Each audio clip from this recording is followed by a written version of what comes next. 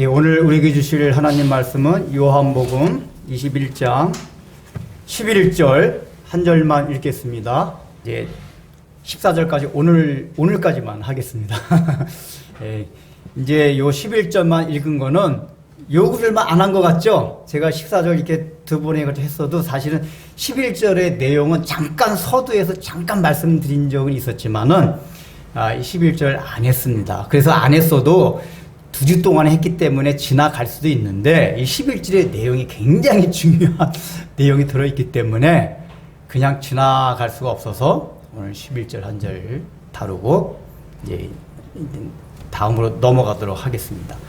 자, 우리가 이제 11절의 내용 보면 잘하는 내용이잖아요. 무슨 내용이죠? 물고기를 주님의 말씀에 순종해서 딱 던졌는데 얼마큼 잡혔다? 153마리가 잡혔다. 이제 이 내용이란 말이에요. 우리 다 잘 알고 있는 내용이에요. 또 목사님들도 요 본문 가지고 설교를 많이 하세요. 저도 어릴 때 뭐 가면며 이런 설교 많이 들었거든요. 153마리의 기적. 순종하라. 순종했더니 하나님께서 153마리가 그물이 찢어지지 아니할 정도의 풍성한 복을 우리에게 허락하신다. 이런 설교들 많이 들어왔단 말이에요. 근데 이제 대표적인 게 여러분 그 모나미 볼펜 아시죠? 얘들아 요즘도 모나미 볼펜에 153 이렇게 써져 있어요. 요즘 다 볼펜을 안 사가지고 모르겠어요. 요즘도 써요. 모나미 볼펜 보면은 153 모나미 153 이렇게 써져 있어요. 그 왜 그런지 아세요? 얘들아 그거 알아? 모나미 볼펜에 153 써져 있는 거? 나중에 봐봐. 동화연필 말고 모나미 보면 153이가 써져 있어요. 이게 왜 그러냐면은 이 모나미를 창업한 이제 송삼석 회장이 이제 장로님인데 이분이 이제 처음에 문구 사업을 이제 시작을 했는데 대학 졸업하고 나서 뭐 하다가 문구 사업 하다가 거의 사업이 망할 지경에 이르렀대요. 부도나기 직전에. 이분이 자기 힘으로 하다 여기 이제 은행도 뭐 돈도 돌리고 막 이렇게 이리 뛰고 저리 뛰고 하다가 너무너무 힘드니까 그래도 이 사람이 4대째 믿음의 집안의 사람이라서 하나님 맞아 내가 이런 때는 정말 기도를 해봐야지 맨날 내 힘으로 뭐 하려만 하지 말고 그래서 이제 기도원 일주일간 작정하고 들어가가지고 기도를 하기 시작했대요. 처음에 이제 기도가 안 되더래요. 원래 기도 안 하다가 하는 사람들 기도가 안 됩니다. 그래서 포기하면 끝나는 거예요. 근데 이 장로님이 기도가 안 돼도 계속 붙들고 낮엔 집회에도 참석하고 이 기도원 가면 집회 시간도 있고 또 기도 시간도 있고 그렇거든요. 틈나면 집회 참석하고 잠깐 성경 읽고 또 기도 안 돼도 하고 기도하면 잡념 만나는데 계속 하기 시작했대요. 그래서 며칠간 쭉 지나니까 이제 밤에 기도하기 시작하는데 기도가 나오기 시작하더래요. 근데 기도가 나오는데 뭐부터 나오냐면 자기가 깜짝 놀래. 자기도 생각하지 않았던 건데 회개 기도가 막 나오더래요. 자기는 전혀 회개할 생각이 없었대요. 그 생각지도 않았는데 막 기도가 막 트는데 그러니까 기도원 같은 데 가면 보통 이렇게 기도 굴 같은 데 들어가도 이렇게 소리 내서 기도를 잘해요. 일반적으로. 그러니까 기도를 딱 하는데 갑자기 자기 입에서 막 회개 기도가 막 터져 나오더래요. 첫 번째 회개가 뭐냐면 자기가 원래 신앙생활 착실하게 잘 하다가 사업한다면서 바쁘고 또 뭐 하여간 친구들 모임도 있고 그러다 보니까 주일 예배를 가끔가다 빼먹었대요. 그래가지고 갑자기 너 주일날 이렇게 예배 얼마나 많이 빼먹냐. 주일 성수 잘 못한 거에 대해 막 회개가 막 나오더래요. 그 다음에 돈도 벌면서 11조도 안 낸 거에서 막 또 회개가 나오더래요. 그 세 번째는 자기가 원래 하나님 앞에 어릴 때부터 신앙훈련을 받아가지고 매일 이렇게 아침 저녁을 기도를 하는 생활이 습관화가 돼 있었대요. 근데 사업한다고 바쁘면서 기도를 안 하기 시작했대요. 그래서 하나님이 기도하지 않는 범죄, 여러분 기도하지 않는 것도 죄입니다. 기독교인들한테는 윤리도덕적인 죄만 죄가 아니라 기도하지 않는 것도 죄예요. 왜죠? 하나님을 신뢰하지 않는 거기 때문에 죄란 얘기예요. 그 세 가지가 먼저 떠오르고 나서 나머지 막 회개가 막 나오더래요. 그러니까 이 장로님이 나머지는 열거하지 않고 기타 등등 쫙 하고 그 세 가지만 이제 그 간증록에 얘기를 해요. 그래서 눈물 콧물 다 하고 나서 회개를 하고 나니까 여러분 회개하고 난 사람들 여러분 경험해본 사람 알아요. 마음이 평안해져. 회개를 하고 나면 우리가 하나님 앞에 가까이 가게 된 첫 번째 지름길이 사실 회개예요. 회개. 기도도 마음이 너무 평안해지더라고요. 아직 사업상에 있어서 뭐가 문제가 해결된 건 아닌데 너무 마음이 평안해져서 그때부터 기도원에서 자기가 작정한 기간까지 성경을 읽기 시작했대요. 읽기 시작하는데 요한복음 21장 이 말씀 가운데 11절에 이 말씀이 유난히 딱딱 막 눈이 확 들어요. 여러분 그런 경험들 있잖아요. 어느 성경을 읽다가 말씀을 듣다가도 유난히 자기 뇌리 확 박히는 말씀들이 있어요. 근데 이 송상섭 장로님한테는 이 21장 11절 말씀이 건져 올리니 순종하여 건져 올리니 153마리더라. 이게 머리 계속 들어오더래요. 그래서 기도하는 가운데 하나님이 왠지 마음에 지금은 막 거의 부도나기 직전이 어렵지만은 하나님이 이 사업을 다시 일으켜 세워 주시다는 뭔가 마음이 확신이 자꾸만 생기더래요. 기도하면서 평안해지고. 그래서 하나님 이게 마음에 제때 이렇게 마음을 주는 거 보면 사인입니까? 알겠습니다. 그리고 본문의 말씀이 153마리의 그물이 찢어지지 아니할 정도 이 풍성함, 이거 주님 허락하여 주옵소서. 이제 기도를 이제 막 기도하기 시작했대요. 그리고 그분이 이거 그래서 이 153마리 딱 하면서 처음에 기도했던 게 하나님 이제 제가 문구 사업을 시작했으니 그 볼펜이 뭐 일본에서 우리나라에 그런 게 처음에 없었대요. 이렇게 촉촉 찍어가지고 하는 그것만 있었지. 지금은 그게 흔하지만은 그 일본 가서 그걸 봤대요. 그거 이 볼펜 이게 구슬에다가 이런 거 자체가 원래 없었는데 하나님 이 볼펜 만들기 시작하니까 이거 50억 개 팔리게 해주세요. 그렇게 기도를 했대요. 근데 이게 이제 장로님이 몇 년, 3년 전인가 이제 돌아가셨는데 92세인가 94세 돌아가셨는데 그 몇 년 전에 모나미 볼펜이 50억을 딱 이렇게 수출도 많이 한다 그러더라고요. 이게 덕이 됐대요. 그래서 그때 장로님이 하나님께서 그 기도를 완전히 이루어주셨다. 근데 어쨌든 간에 그렇게 하면서 갑자기 뭐 이렇게 돈에 융통도 되고 가지고 부도 맞고 하면서 사업이 이제 형통하기 시작했대요. 그래서 이분이 말씀하는 게 그래서 모나미 볼펜에다가 이 모나미 이 문구 회사는 153마리의 베드로 기적이 일어난 그 사업이다 해가지고 153 모나미 이렇게 했던 거란 말이에요. 그러니까 우리는 이제 이분이 이제 그 간증도 많이 다니셨단 말이에요, 그 전에. 그러니까 또 이런 설교 딱 들으면 야 우리도 회개하고 회개는 하셔야 돼요. 그러니까요. 여러분 주일 예배에 생명을 거십시오. 그럼 예배에 대해서 생명을 걸지 않는 사람은 삶의 형통함이 없어. 이걸 제가 지금까지 살아오면서 경험했던 거예요. 예배에 생명을 걸어야 돼. 예배에. 여러분. 이게 너무 기초적인 거라 제가 얘기를 이런 거 안 하는데 예배에 생명을 거는 사람은 가끔가다 육신적으로 안 된다 하더라도 형통하고 잘 돼도 형통하고 다 형통해요. 예배에 생명을 걸지 않는 사람은 육신적으로 잘 돼도 궁극적으로 형통하지 못하고 안 되면 더 형통하지 못하고 마음이 막 죽을 것 같으니까. 예배에 생명을 거십시오. 이분이 첫 번째 얘기가 그거가 갑자기 생각이 났어요. 그래. 근데 이제 봐요. 아, 그렇게 했더니 모나미 50억 볼펜을 파는 사업에 복을 받았더라. 아, 물론 이런 팩트도 있긴 있어요. 그러나 오늘 성경 본문 자체는 그것을 얘기해 주려고 하는 게 아니다 그 얘기예요. 그 송상섭 장로님한테 하나님 그 은혜 주신 건 사실이에요. 우리들도 여러분 뭐 어려운 일 있으면은 그게 사업이든 건강이든 인간관계든 어려운 게 있으면은 지금부터 기도원 가시든지 집에서 탁 작정하고 기도하십시오. 회개할 거 다 회개하시고 나면 하나님이 어떤 걸 보여주실 겁니다. 그럼 실제 형통한 길이 열려요. 그건 사실이에요. 근데 궁극적으로 그런 걸 가르쳐 주는 말씀은 아니다 그 얘기예요. 이건 무슨 말씀이냐. 우리가 21장 1절에 14절까지 뭘 해왔었죠? 제자들이 트라우마를 주님께서 회복시키는 이것을 저희가 2주에 걸쳐서 살펴봤어요. 바로 11절이 그 14절 안에 있잖아요. 이 내용은 사실은 뭐냐? 트라우마를 회복하는 또 다른 과정, 수단, 여기에 대한 걸 얘기하는 게 바로 11절이란 말이에요. 또한 더 중요한 건 뭐냐? 트라우마를 주님께서 치유해 주시고 회복시켜 주셨어요. 왜 회복시켜주죠? 회복시켜주신 목적이 있어요. 그 목적이 11절에 담겨 있어요. 그러니까 이 11절은 트라우마를 회복하는, 지금까지 우리가 2주 동안 살폈던 거 뭐였죠? 두 가지가 있었죠. 일단 뭐죠? 공동체를 절대 벗어나지 아니한다. 두 번째 뭐죠?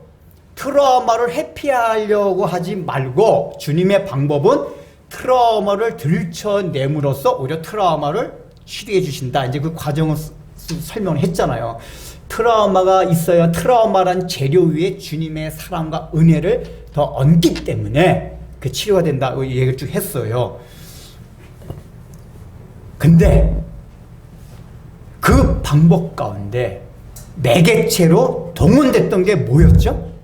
153마리의 물고기를 잡은 사건이었다, 그 얘기예요. 그러니까 제자들이 처음에 숯불, 육지에 올라와서 예수님이 피워놓은 숯불을 보기 전에 먼저 마음문을 열게 된 거, 주님을 알게 된 사건이 뭐였죠? 153마리의 물고기를 잡은 사건이었단 말이에요. 이 사건을 딱 보고 나서 요한이 주님이시다! 베드로가 확 뛰어들고, 그러니까 1차적으로 치유, 만약에 완전한 치유는 숯불까지 가서 됐지만은 그 숯불까지 가게 하는 매개체로 사용된 게 153마리의 물고기를 기적적으로 잡은 사건이었다, 이 얘기란 말이에요. 그러면은 여기서 우리가 생각이 이렇게 단순하게 조금 전에 말씀드렸지, 이 153마리가 우리 삶 속에서 그렇게 육신적으로 뭐 이렇게 뭐 형통한가 풍성한가 사업이 잘 되고 건강을 되찾고 이런 건가? 그게 아니다. 내용은 사실 그게 본질이 아니다 얘기예요. 그걸 살펴보려고 한단 말이에요. 그래서 우리가 그걸 알아야지 온전한 우리의 인생 가운데 회복, 모든 트라우마의 치유, 능력 있는 삶, 이게 된다, 그 얘기예요. 자, 이거 봅시다. 제가 서두에서 말씀을 드렸듯이 이 그물이 찢어지지 아니한다라는 이미지가 가르쳐준 게 뭐라고 그랬죠? 예수님이 마태복음에 보면은 공생애던 설교를 하실 때 천국에 대한 비유를 말씀하실 때 어떤 비유가 있죠? 그물의 비유가 있어요. 천국은 이와 같으니 하고서 여러 가지 얘기를 하고 나서 그 중에 하나가 뭐였냐? 그물로 고기를 잡는 거와 같으니 라고 예수님이 비유를 말씀하셨어요. 즉 예수님이 사용하신 이미지 자체가 뭐냐면은 그물로 바다에 가서 고기를 잡는다는 얘기는, 바다는 늘 성경에서 세상을 가리켜요. 그물은 하나님의 나라예요. 즉 그물로 물고기를 잡는다는 얘기는 뭐냐면 이 세상 가운데서 하나님의 나라의 백성을 지멋대로 돌아다니고 있던, 바다 가운데 돌아있던 물고기들 가운데 하나님이 택정한 물고기들을 걷어들이는, 이게 바로 그물로 물고기 잡는 거란 말이에요. 이거를 예수님께서 설교도 하시고 처음에 베드로와 몇몇 제자를 불러주실 때도 그랬잖아요. 그 얘기는 제가 서두에서 말씀드렸죠. 요 21장과 비슷한 사건이 누가복음에 나오잖아요. 제자들이 처음 예수님 만났을 때 그때도 비슷했어요. 물고기 한 마리도 못 잡고 호탕 쳤는데 예수님께서 깊은 데 가서 던지라. 그때 베드로가 누군지는 잘 몰랐지만, 아직까지 주님을 받아들이지 않았지만 말씀에 의지하여 던지겠나이다 하고 던졌더니 고기를 한가득 잡았단 말이에요.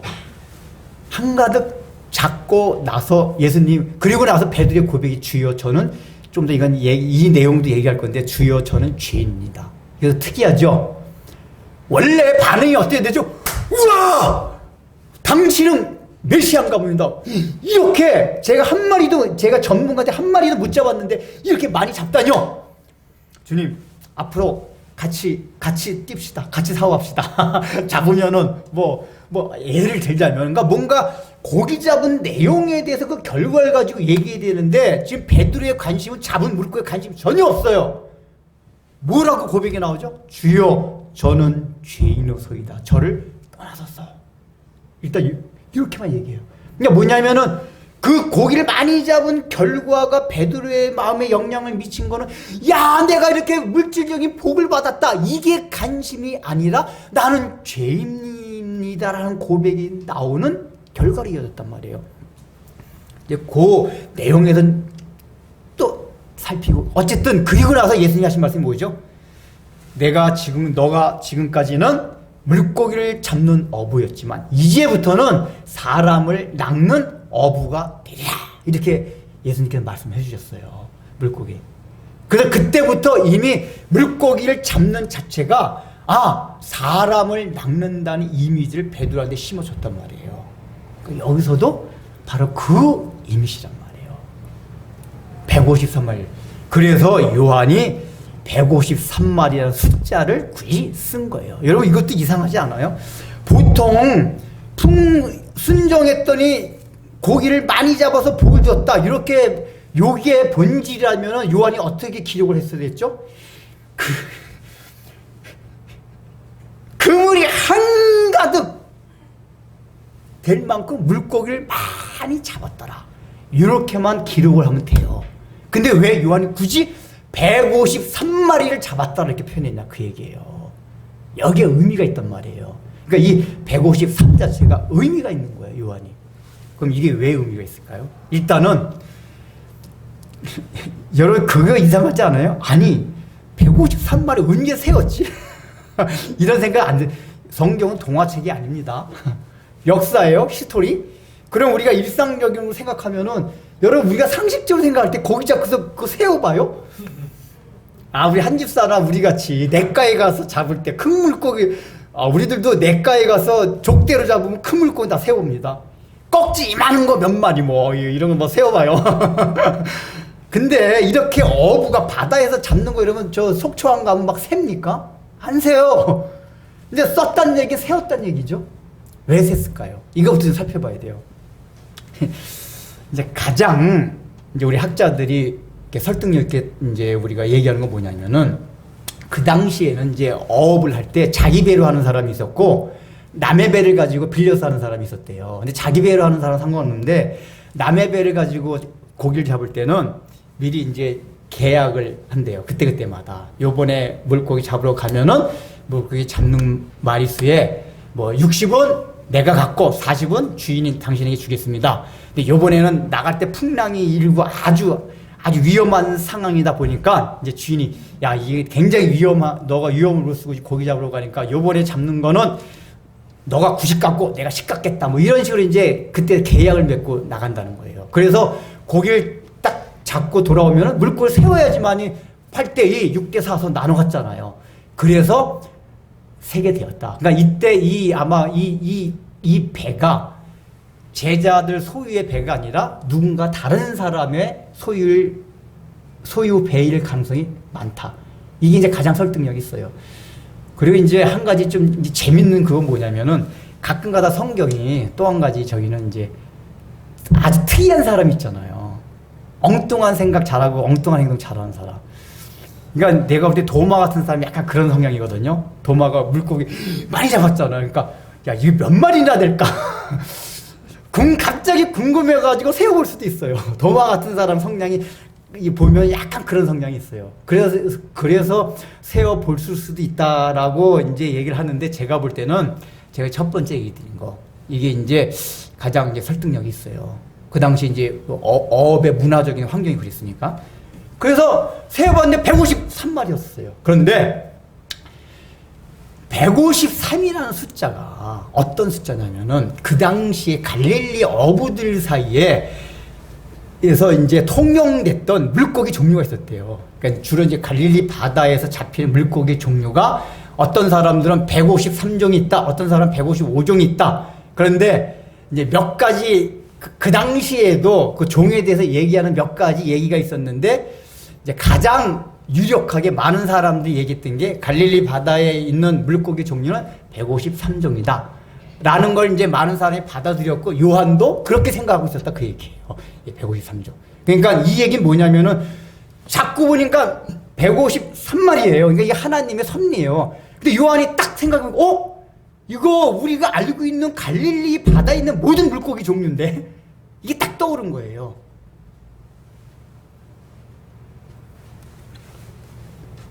그리고 요한이 나중에 이게 요한이 이 사건 몇십 년 뒤에 기록한 거잖아요. 생각을 해보니까 하나님께서 예수님께서 그때 그렇게 해줬던 것이 우리를 치유하고 회복시켜 주셨던 것이 우리로 하여금 복음을 전하게 하기 위해서 그렇게 회복시켜 주셨구나. 이걸 알게 된 거예요. 그래서 요한이 가만 생각해 보니까 맞아. 이건 요한이 요 당시에 깨달은 게 아니라 뒤에 깨달은 거예요. 뭐냐 깨달은 내용이. 히브리 사람들 사고방식은 어떤 사고방식이 있냐면은 문자에 숫자가 있어요. 그러니까 이제 우리 여러분 이렇게 우리가 이야기 책 같은 데 보면 보물섬 지도 같은 거나 그런 거 많이 나올 때 보면 숫자 가지고 막 이렇게 막 풀이하는 거 있잖아요. 숫자 막 하면 이게 문자로 만들어가지고 어디로 가라. 요즘에 암호 해독할 때도 그런 거 쓰는 경우도 있어요. 그게 지금은 굉장히 어렵지만 고대 사람들은 그러니까 문자에 숫자의 의미를 부여해가지고 쓰는 경우가 굉장히 많았대요. 특별히 히브리 히브리어랑 헬라 문자는 문자 자체가 숫자를 가지고 있었어요. 예를 들면 우리 알파 베타가 헬라고 알파 베타 감마 ABC 그러잖아요. 알파가 1이고 베타가 2예요. 그래서 이제 가끔가다 네로가 666 하는 게 네로란 글자를 그러니까 헬라어로 딱 풀어보면 666이 나온단 말이에요. 그러니까 오늘날 우리는 이게 익숙하지 않지만은 이 당시의 사람들은 그게 굉장히 익숙해 있었단 말이에요. 이게 단어를 딱 보면 그 숫자가 딱 떠오른단 말이에요. 그러니까 요한이 이제 그런 문화 속에서 이게 히브리어를 다 알고 있단 말이에요. 거기를 딱 보니까 153마리가 딱 잡혔는데 153이라는 숫자가 딱 생각난 게 있었어요. 그게 뭐냐? 하나님의 아들들. 하나님의 아들들. 베니 하 엘로힘. 그러니까 이제 히브리어로 하나님의 아들들이 베니 하 엘로힘이에요. 그러니까 베니가 아들들, 아가 정관사, 엘로힘이 하나님이에요. 그러니까 하나님이라는 것이 일반 사람들도 막 하나님을 부르기 때문에 정관사 덜을 붙여서 그 하나님, 우리가 믿는 여호와 하나님하고 하나님의 아들들. 그러니까 철자 하나하나가 숫자를 가지고 있는데 그 숫자가 또 만들어낸 단어가 또 숫자를 이룬단 말이에요. 이게 이제 고대 사람들 익숙한 방식이었는데 요한이 그때 생각해 보니까 153이 생각하니까 하나님의 아들들이네. 베니 하 엘로힘. 이 난리. 야 그렇구나. 왜? 그러면서 성령께서 요한에게 감동을 준 거예요. 이걸 요한복음을 기록하게 할 때 감동으로 그 숫자도 쓰게 한 게. 그거 왜 그러냐? 요한이 생각해 보니까 20장까지의 내용이 다 뭐라 그랬죠? 20장까지는 예수 그리스도가 누구신지를 가르쳐 주는 게 20장까지 내용이었어요. 예수가 누군가? 예수님이 누구죠? 하나님의 아들이셨어요. 근데 21장은 뭐냐? 그 예수를 믿은 사람들의 얘기예요. 한 장이지만은. 믿은 사람들이 어떻게 회복되고 어떻게 능력 있게 앞으로 사유할 것인가, 여기에 대한 내용이 21장에 부록으로 에필로그로 달아놨다고 했단 말이에요. 요한이 그걸 깨달은 거야. 바로 21장까지 예수님에 대해서 기록을 해놓고 21장을 왜 기록을 했냐? 그 예수님을 믿은 우리들 교회 성도들이 어떤 사람들인가에 대해서 밝힐 필요가 있었어요. 근데 그게 누구죠? 예수님이 하나님의 아들이었듯이 예수를 믿은 우리들도 누구다? 하나님의 아들. 여긴 단수가 아들들이다. 그 얘기예요. 이게 우리의 본질을 나타내는 가장 중요한 의미가 그 얘기예요. 그러니까 요한이 그걸 깨달은 거야. 그때 예수님께서 던지자고 했을 때 153마리를 잡았던 건 그 숫자가 지금 생각하니까 그 물고기가 모든 바다 가운데서 구원받을 하나님의 아들들을 뜻했구나. 그걸 알게 된 거예요.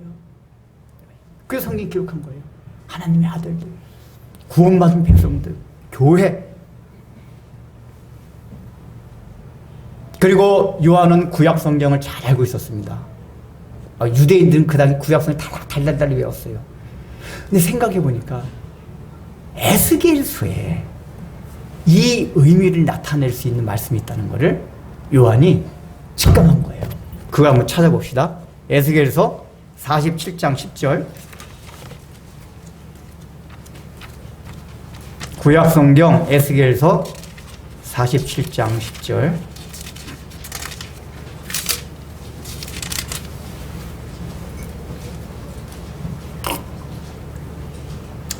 자, 이거 하기 전에 이런 숫자로 하는 게 왜 말씀을 드리냐면은 하나님이 성경을 이렇게 어렵게 썼을까라고 의문이 드는 사람이 있을 수가 있어요. 그런데 제가 그 전에 누누이 말씀을 드렸죠.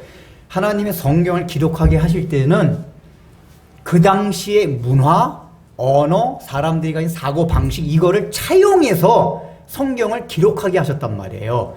근데 그 당시 사람들이 각 문자마다 숫자가 있는 사고방식이 그냥 이렇게 평범하게 있었기 때문에 하나님이 그 당시 성경을 기록하게 할 때 그걸 차용해서 기록하게 하셨다 그 얘기예요. 오늘날은 이게 굉장히 어려워요. 숫자 하는 게. 오늘날 우리 문화가 아니기 때문에. 그러나 그 당시엔 그게 그 당 사람의 문화였기 때문에 그 차용을 해서 기록하게 하셨다 그 얘기예요. 그래서 성경을 보면 숫자가 갖는 의미들이 많이 있어요. 그 당시 문화라고 그렇습니다. 이걸 이해하시고 봐야 돼요. 자, 47장 에스겔 47장 10절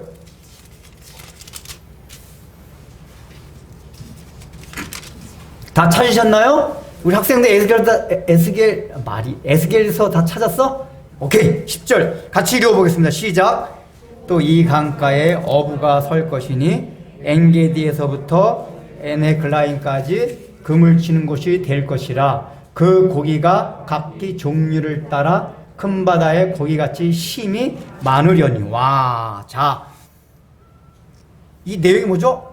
하나님이 에스겔에게 환상을 보여준 내용이에요. 근데 강가에 어부가 섰는데 엔게디서부터 에네글라임까지 그물을 치는 곳이 될 것이라. 거기에는 각기 종류를 따라 큰 바다에 고기가 힘이 많으니와. 요것까지 얘기합니다. 그럼 이 전체 내용은 뭐냐면은, 자, 요 내용이 뭐냐면은, 에스겔이 어떤 사람이죠? 바벨론의 포로로 끌려갔어요.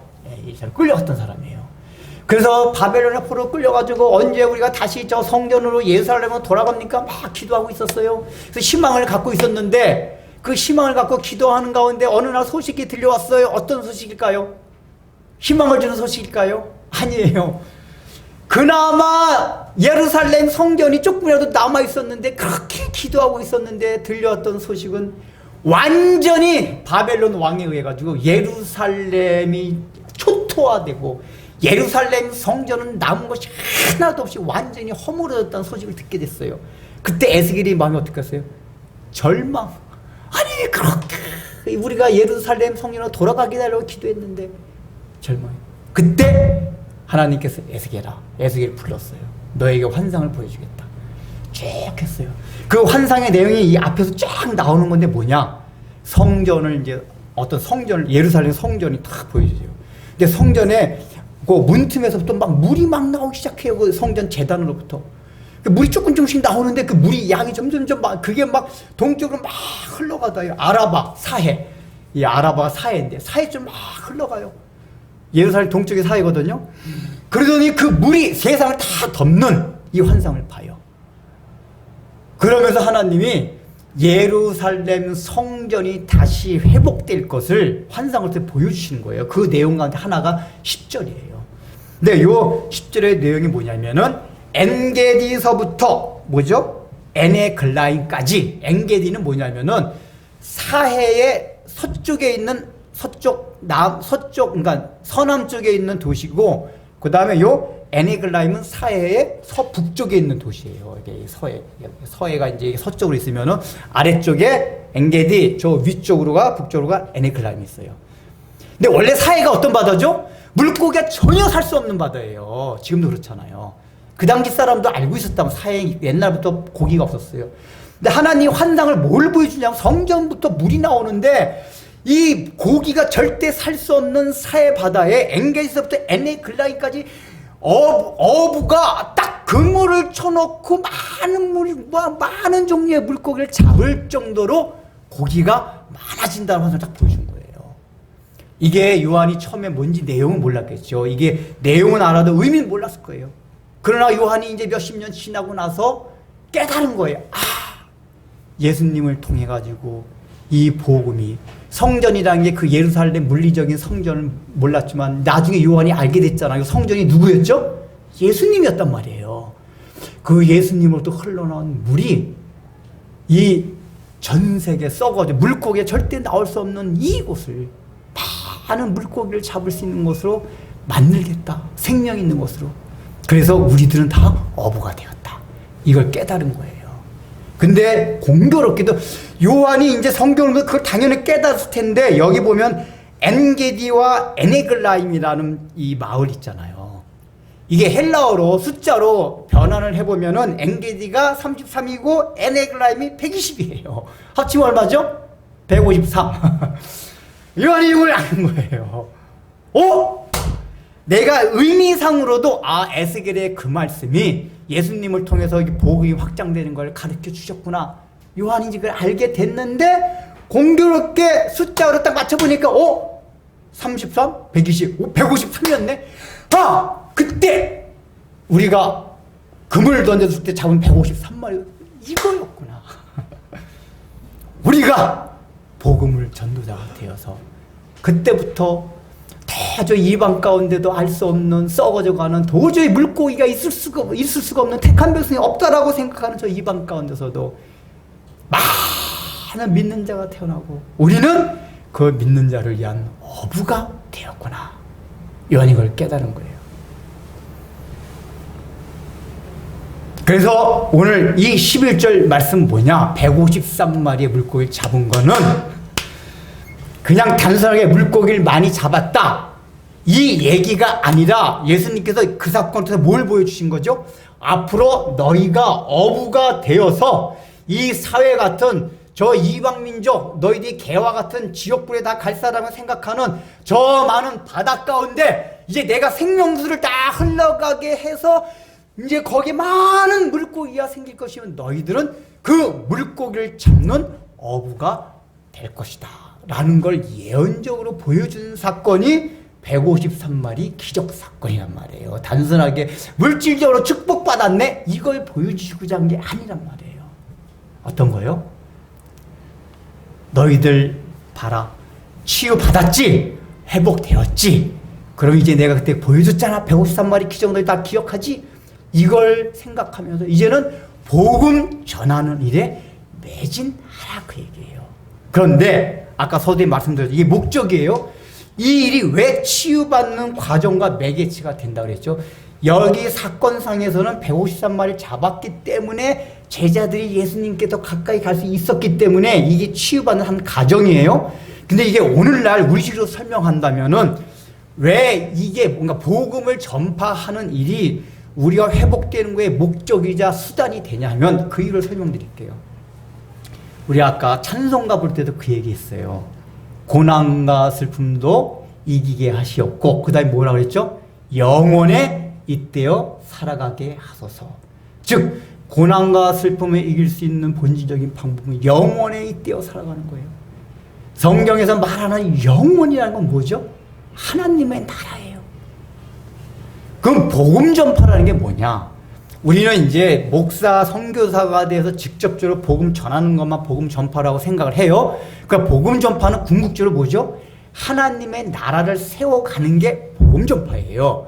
그래서 우리 일단은 1차적으로는 실제로 이게 복음을 전하는 거, 이게 하나님의 나라를 세워가는 것인데, 공간복음과 요함을 통틀어 보면은 하나님의 나라를 세우는 거는 횡적으로 수평적으로 전도하는 것뿐만 아니라 종적으로 하나님과 나와의 관계에서 하나님의 나라가 세워지는 걸 말하고 있어요. 어떤 거죠? 내가 온전히 하나님의 통치를 받게 되는 거, 그게 나의 삶 가운데서 하나님의 나라가 세워지는 거예요. 여태까지 자기 자신이 막 살던 자기 자신이 부인되고 하나님의 통치를 받아들이는 거예요. 제가 아까 말씀을 드렸잖아요. 우리가 원망과 불평하는 거 동생 얘기 있잖아요. 그것도 자기 인간의 본질적인 습성이에요. 원망하고 불평하는 게. 사실은 모든 원인은 자기 내부에 있어요. 사실 외부에 있지 않아요. 외부에 있다고 생각하는 우리 착각이에요. 아무리 외부에 우리가 원망하고 불평할 요인이 일어난다 해도 내부에 그게 전혀 없으면 원망 불평을 안 하게 돼요. 그러니까 외부에 일어나는 원망 불평하게 하는 요인들은 사실은 내 내부에 원망 불평하는 요인이 있다는 걸 알려주는 매개체가 되는 거예요. 사실은 원래 그게 없으면 원망 불평 안 해요. 근데 그러니까 하나님의 통치를 온전히 받게 되면 원망편 안 하게 되는 거예요. 아까 동생 얘기했잖아요. 그 아픈 걸 통해서 겸손해졌어요. 야, 정말 인간은 아무것도 아닌 존재구나. 그 겸손해지다 보니까 하나님의 통치인 거죠. 하나님은 절대적으로 옳습니다. 이렇게 하시던 저렇게 하시던 당신은 옳은 겁니다. 내 생각이 옳은 게 아닙니다. 그러니까 어떤 거죠?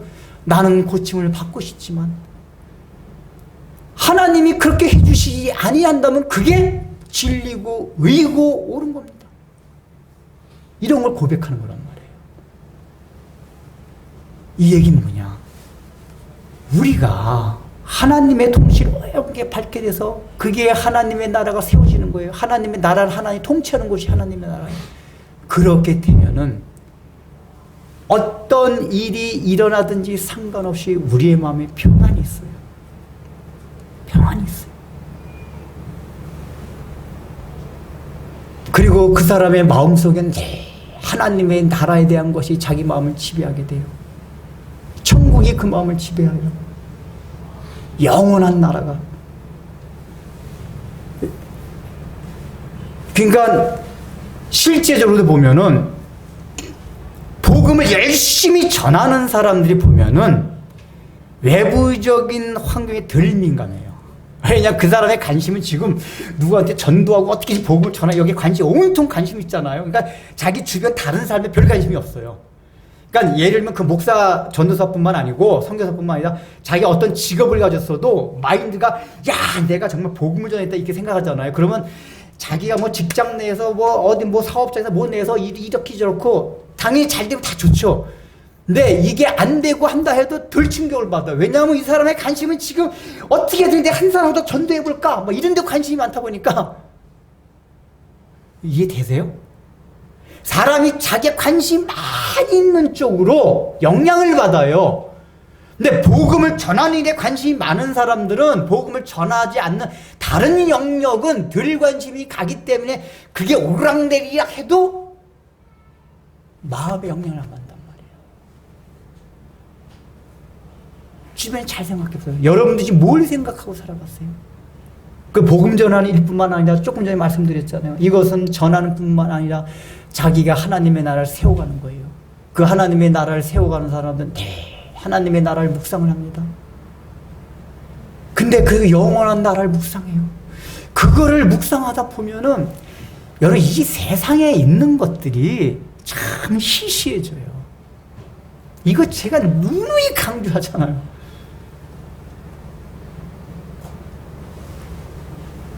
일단은 시간적으로도 보세요. 우리가 이 세상 사는 건 100년이에요. 100년 동안 너무 좋은 것들을 막 가지고 막 해요. 근데 이거는 영원한 시간에 비하면 아주 잠깐이에요. 여러분 예를 들어 봅시다. 칼 같은 거 살짝 벨 때 아프잖아요. 순간 이러잖아요. 그죠? 살짝 벨 때 그래요. 근데 여러분 우리가 100년을 살아가면서 칼 벤 거 기억합니까? 칼 살짝 벤 거 기억하는 사람 있어요? 나 그때 칼 살짝 뺐을 때 얼마나 고통스러웠는지 이런 사람 있어요? 없죠. 왜요? 인생을 살아가면서 100년이라는 90년이라는 그 시간이 지나면서 뭐 살짝 배고 이런 건 너무 잠깐이기 때문에 그냥 그 찰나, 불교에서 말하는 찰나의 찰나. 근데 영원이라는 그 하나님의 나라를 시간을 계산해 보세요. 우리가 이 땅에서 가는 이 100년, 기껏 잘 살아봐야 100년. 이 100년은 칼에 살짝 베는 그것도 안 돼요. 영원한 시간에 비한 100년. 얼마나 짧은 거예요. 저는 그걸 굉장히 많이 묵상하거든요. 그래서 이 땅에서 저라고 고통스러운 게 없을 때가 있겠습니까? 다 고통스러울 때가 있어요. 근데 영원한 시간을 생각해봐요. 그걸 자꾸만 묵상을 해요. 내가 지금 당장은 고통스럽지만은 이게 결국은 칼에 살짝 베는 그 순간에 지나지 않을 것을.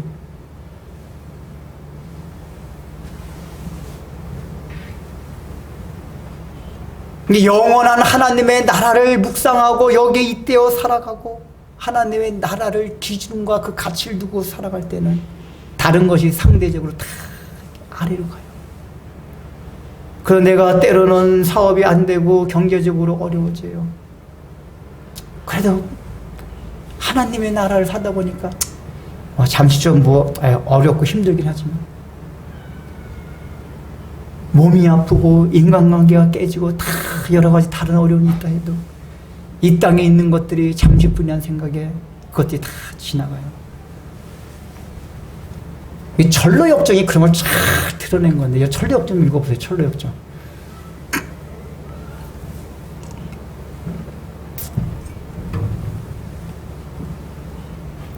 그래서 그 하나님의 나라에 대한 관심과 가치를 가지고 그 하나님의 나라를 위해서 살아가는 사람들이 어떻게 된다? 영적으로도 회복이 아주 잘 되고 온전하게 돼요. 그렇지 않은 사람들은 잠깐 기적을 맛봐도 금방 그 회복이 되는 것 같았는데 나중에 보니까 치유가 덜 됐어요. 여러분 여기 제자들 보세요. 지금 제자들의 관심이 여기 잡은 153마리에 관심이 있습니까? 없습니까? 성경 기록 보면 전혀 없어요. 우리식 관점에서 이 153마리 관심이 많아야 돼요. 우와! 거기 그 물고기가 이렇게 많이 잡았다. 그 뒤에 이 얘기 1절 없어요. 제자들의 관심 거기 없어요. 그리고 베드로는 뒤에 나오겠지만 네가 날 사랑하느냐? 이런 쪽으로만 간단 말이에요. 이 얘기. 그리고 나서 제자들은 나중에 완전하게 회복, 그 겁쟁이들이 로마 제국을 향해서 담대하게 외칠 수 있는 능력과 회복을 얻었어요. 치유가 되었어요. 그게 왜 그러죠? 복음을 전할 수 있는 마인드로 바뀌었기 때문에 그런 거예요. 만약에 제자들이 이렇게 어중간하게 예수님의 사랑과 은혜를 받고 치유가 되어서 주님을 사랑해 주시는구나. 어느새 치유가 된 거예요. 근데 아직까지 마인드가 그 153마리나 물리적인 물고기에만 관심이 있다고 가정을 해봐요. 그럼 회복이 되어가다가 또 망그러져요. 왜요? 아니 지난번에 분명히 153마리나 잡았는데 일주일 뒤에 가니까 또 당쳤네. 50일 뒤에, 그때는 예수님도 안 계셨어요. 40일 뒤에 승천하셨기 때문에 50일 뒤에 잡으니까 그때 물고기 못 잡았네. 내 제자들의 마음이 이때부터 하나님의 나라에 대한 관심으로 다 바뀌었단 말이에요. 이게 제자들을 온전하게 회복시키고 온전하게 치유되는 결정적인 원인이 되었던 거란 말이에요. 그래서 우리가 아무리 숯불의 은혜, 하나님의 사랑과 은혜를 경험하는 것 같아도 하나님의 나라, 복음 전파, 이 일에 대한 관심과 가치를 갖지 않게 되면은 내가 치유됐다고 생각하지만 그 치유 다시 상처를 받고 회복되어가는 것 같았는데 회복 안 되었네 라는 얘기가 계속해서 평생 반복해서 나옵니다. 그러나 나의 일생을 오래지 하나님의 나라를 위해서 살아가게 되면 온전히 회복된 자로서 치유된 자로서 능력 있게 살아가게 된다고요. 이게 얼마나 중요한지 아세요? 그러니까 여러분 우리 어차피 그리스도의 형통한 삶을 살아가야 되잖아요. 평안한 삶을 살아가야 되잖아요. 마음이 치유가 되면, 트라우마가 치유되면, 회복되면 우리 마음이 평안해져요. 샬롬의 평화가 있어요. 어차피 그렇게 살아갈 거면 그게 물질이 인간관계가 건강히 주지 않는다니까요. 자꾸만 착각과 신기루 같은 착각 속에 살지 마시라고요. 하나님의 나라를 사모하고 그 가치를 가지는 자만이 온전한 회복에 이를 수 있다 그 얘기예요. 나의 삶, 나의 마음을 돌이켜 보십시오. 내 마음에 왜 아직까지도 온전한 회복이 안 되었나? 예수님의 사랑을 경험하는 것 같기도 한데 왜 안 되었나? 하나님의 나라에 대한 가치와 그것을 목적으로 해서 살아가지 않기 때문에 그래요. 제가 여러 번 말씀드렸잖아요. 그 중세시대 그 성자들 그 묵상집을 읽어보면은 이분들은 자기가 아프고 돈이 없고 뭐 이런 거 관심이 없어요. 어떻게 하면 하나님의 나라를 이루어갈 수가 있나? 이제 그 중세시대 성자들은 우리가 흔히 말하는 전도 선교가 아니었어요. 그분들이 하나님의 나라 세워가는 방식이 뭐냐면 자기 안에 그 하나님의 통치가 이루어지는 거.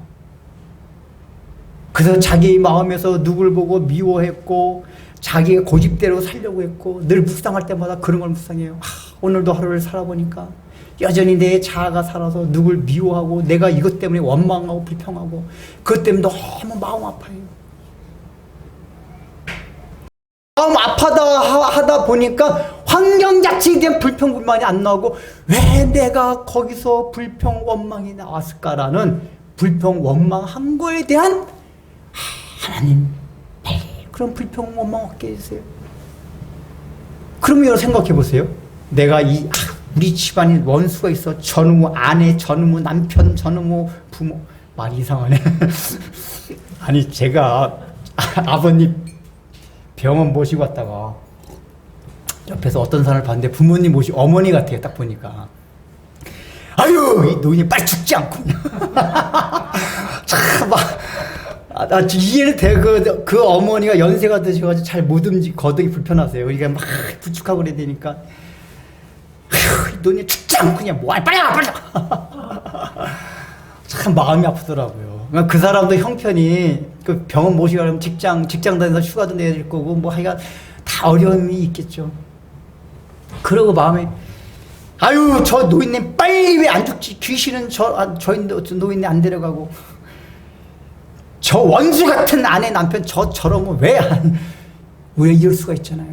근데 하나님의 나라를 생각한 사람은 내 안에 저런 걸 보고 원망하고 불평하고 미워하는 마음이 들끓으니까 나한테 저런 사람을 주셨구나. 관점이 바뀐다니까요. 그래서 내가 마음을 바꾸지 못하니까 너 바꿀 때까지 내 그 환경 걷어가지 않겠다.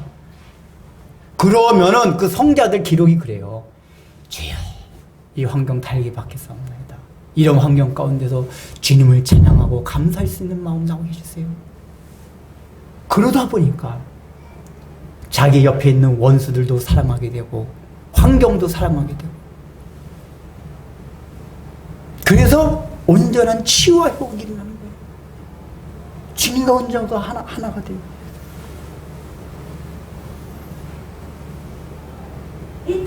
오늘 이 말씀은 다 그거예요. 우리들의 정체성은 우리들은 어떤 자다? 우리들 주님께서 결국은 구원받게 한다는 건 온전한 회복시켜 주시겠다는 얘기예요. 그 회복의 자리로 우리를 부르신 것은 목적이 너희들 하나님의 나라의 하나님의 아들로서 어부로서 살아가라. 어부로서 살아간다는 건 뭐죠? 직접적으로 일단 그래서 여러분들 이렇게 벌던 돈은 저렇게 벌던 어떻게 하면 내가 하나님의 나라를 전파할까? 여기에 좀 관심 좀 가지십시오. 저 사람 어떻게 하면 전도해볼까? 어떻게 하면 하나님의 나라를 좀 전파해볼까? 표면적으로는 그렇고 그 다음에는 수직적인 하나님의 감각, 나의 삶과 마음 안에서 어떻게 하면 하나님의 나라가 세워질까? 이게 복음 전파란 말이에요. 복음 전파라는 건 횡적인 것도 있지만 이 종적인 수직적인 관계가 거의 하나님의 통치를 받게 되는 거. 이거 굉장히 중요해요. 그러니까 요즘 어떤 사람들을 보면 횡적으로 열심히 전도하고 하는데 종적으로 수직적으로 하나님에 대한 관심이 없다 보니까 이런 사람들도 맨날 울그락울그락 그래요. 주위에서 많이 보죠. 전도는 열심히 막 하는데 아주 그냥 또 막 나중에 울그락 이 종적으로 어떻게 하면 하나님의 나라를 이루어갈까?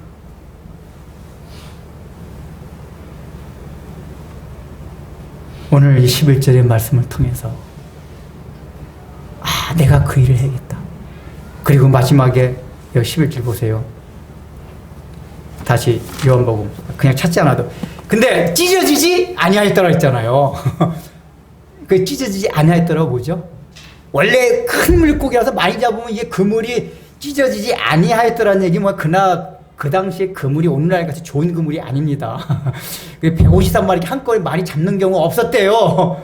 이렇게 잡으면 그물이 반드시 찢어지게 돼 있어요. 옛날에 재질 가지고 만든 건 찢어지면 어떻게 되죠? 잡은 고기가 다 도망가요. 근데 찢어지지 아니하였더라. 이건 뭐냐? 잡은 재질은 별로 없지만 하나님께서 그렇게 막아놓으신 거예요. 이건 뭐냐? 우리가 복음 전파하며 살아가는 삶 가운데 교회가 확장되고 교회는 별 볼 일 없고 우리 인생도 별 볼 일 없는 것 같다고 할지라도 결코 찢어지지 아니하는 인생이 된다라는 약속을 좀 해주시는 거예요. 우리가 그물 별 볼 일 없는 재질로 된 그물들이에요. 우리가 다. 그럼에도 불구하고 우리가 어떻게 많은 물고기를 잡을 수가 있어요? 아니다 그 얘기예요. 예수님께 약속해 주신 거. 너희들이 어불어서 나가기만 하고 순종하기만 하면은 너희들이 상상하지도 못한 놀라운 결과. 이건 뭐죠? 하나님 제가 어떻게 이렇게 마음 평안 저는 안 돼요. 이것도 그물이 찢어진다고 생각. 저 성경 아시잖아요. 저는 안 된다니까요. 그 자기 그물은 찢어질 거예요. 그렇게 얘기하고 있는 거예요. 안 찢어져요. 안 찢어진다고요. 모든 풍성한 약속을 담아내고도 충분히 찢어지지 아니할 그물을 너에게 주셨다. 요 예수님께서 약속해 주신단 말이에요. 그러니까 자기 환경, 성향 뭐 이런 것 가지고 걱정하지 말라고 얘기해요. 이건 교회도 마찬가지예요. 역사적으로 보면은 교회가 망할 것 같고 교회를 대대로 핍박한다 해도 하나님의 교회는 어떤 얘기죠? 찢어지지 아니한다. 찢어지지 아니한다. 주님이 재림하실 때까지 이 교회는 계속 존속이 되다가 주님이 재림하심으로써 이제 교회가 완성된다. 이걸 보여줘요. 그래서 아무리 공산주의가 어떤 게 기독교를 핍박하고 하고 무신론자들이 그냥 들썩들썩 다 한다 해서 오늘날 한국 교회가 얼마나 어렵고 힘듭니까? 세상 가운데 조롱거리가 되고 마음 아파요. 그럼에도 불구하고 예수 그리스도의 이름을 가졌기 때문에 이 교회는 망하지 않아요. 저 그걸 믿어요. 그래서 한국교회 사랑합니다. 잘못된 거 있지만 그럼에도 불구하고 교회 주신 약속. 그건 우리 한 인생도 맞아요. 우리가 한 개개인의 교회잖아요.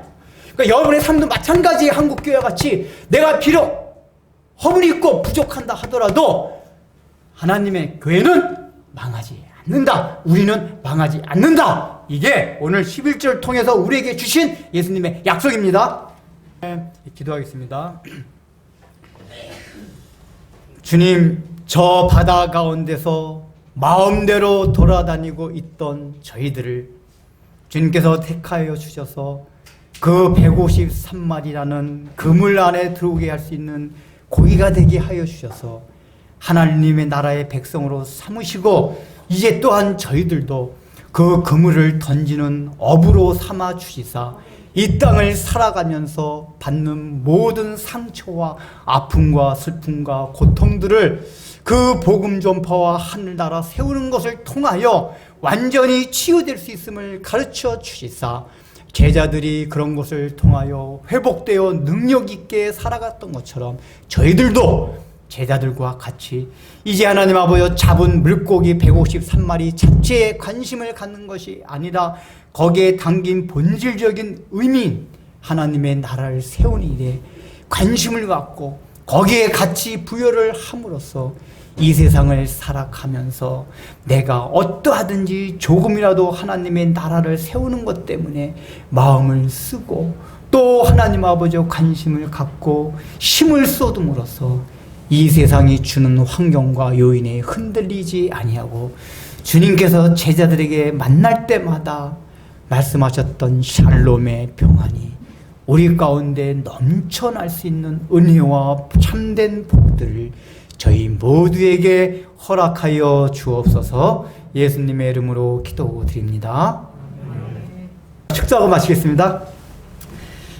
이제는 우리 구주 예수 그리스도의 무한하신 은혜와 하나님 아버지의 놀라우신 사랑과 성령님의 감동과 권면하심이 오늘 이 말씀을 듣고 153마리의 기적이 내 삶 가운데도 일어나기를 소망하며 이 자리를 떠나가는 사랑하는 성도들 삶 위에 마음 위에 이제부터 영원토록 함께 있을지어다.